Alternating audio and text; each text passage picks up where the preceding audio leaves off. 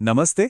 आज हम बात करने वाले हैं एक ऐसी हेल्थ प्रॉब्लम के बारे में जिससे बहुत से लोग, आप जानते हैं, चुपचाप जूझते रहते हैं। अर्का अनुग्रह अस्पताल के एक्सपर्ट्स की एक बहुत ही बेहतरीन गाइड के आधार पर आज हम समझेंगे कि डाइट और लाइफस्टाइल से पाइल्स को कैसे मैनेज किया जा सकता है।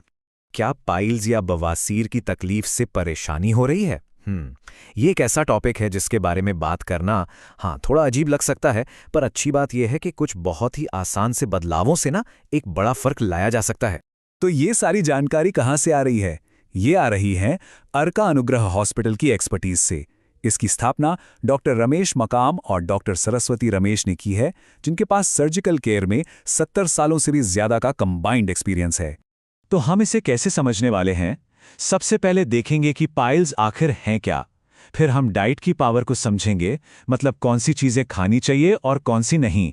और आखिर में हम बात करेंगे लाइफस्टाइल की, जिससे लंबे समय तक राहत मिल सके। चलिए शुरू करते हैं पहले पॉइंट से।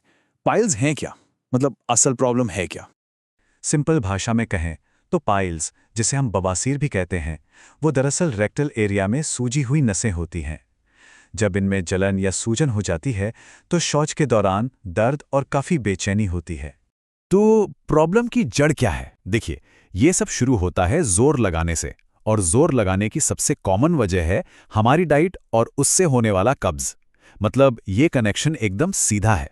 तो अब जब प्रॉब्लम समझ आ गई है तो सल्यूशन पर आते हैं, है ना?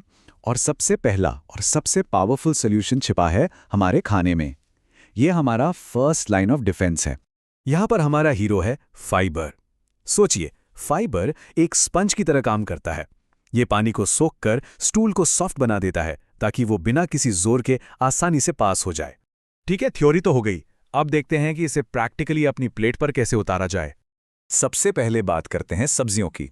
अपनी डाइट में हरी पत्तेदार सब्जियां शामिल करें, जैसे पालक, पत्ता गोभी, फिर ब्रोकली, फूल गोभी, गाजर, चुकंदर, बीन्स और दालें, खीरा और शिमला मिर्च। मतलब प्लेट जितनी कलरफुल होगी उतना ही अच्छा है।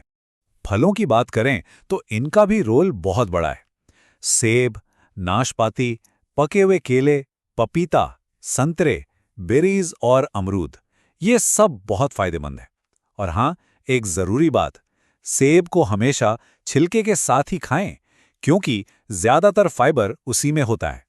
अनाज चुनते वक्त एक बहुत जरूरी बात का ध्यान रखना है। जो रिफाइंड अनाज होते हैं, जैसे सफ़ेद चावल या मैदा, उनकी जगह हमें साबुत अनाज, मतलब होल ग्रेन्स को चुनना है, जैसे ब्राउन राइस, ओट्स या फिर साबुत गेहूं की रोटी। ये एक छोटा सा बदलाव बहुत बड़ा फर्क ला सकता है। अच्छा, क्या खाना है ये तो हमने देख लिया, पर उतना ही जरूरी है ये जानना कि क्या नहीं खाना है। तो आइए देखते हैं कि पेट को शांत रखने के लिए किन चीज़ों से बचना चाहिए। तो किन चीज़ों से दूरी बनानी है, ये एक सीधी साधी चेकलिस्ट है। नंबर 1, मसालेदार खाना। फिर आते हैं प्रोसेस्ड और रिफाइंड फूड्स, तली भुनी चीज़ें, बहुत ज़्यादा डेयरी प्रोडक्ट्स और रेड या प्रोसेस्ड मीट, इन पर थोड़ा कंट्रोल करना बहुत ज़रूरी है। उन 5 बड़ी चीज़ों के अलावा कुछ और भी चीज़ें हैं जो कुछ लोगों के लिए ट्रिगर का काम कर सकती हैं, जैसे कैफीन, अल्कोहल, बहुत ज़्यादा नमकीन स्नैक्स, कच्चे केले और कभी-कभी आयरन सप्लीमेंट्स भी। बस ध्यान देना है कि शरीर किस चीज़ पर कैसा रिएक्ट कर रहा है। देखिए, लंबे समय तक राहत के लिए सिर्फ डाइट काफ़ी नहीं है। हमें एक होलिस्टिक अप्रोच, मतलब एक ओवरऑल अप्रोच अपनानी होगी, जिसमें अच्छी डाइट के साथ अच्छी आदतें भी शामिल हों। ये एक बहुत अच्छा सैंपल है कि एक पूरा दिन कैसा दिख सकता है। सुबह की शुरुआत गर्म पानी और कुछ भीगे हुए बादाम से करें। नाश्ते में ओट्स, लंच में ब्राउन राइस और दाल, और रात को हल्का खाना जैसे रोटी या दलिया। सब कुछ बैलेंस के बारे में है। और खाने के अलावा ये 3 बहुत ही सिंपल आदतें हैं जो कमाल कर सकती हैं। रोज कम से कम 30 मिनट टहलें। जब भी प्रेशर महसूस हो उसे टाले नहीं, तुरंत जाएं।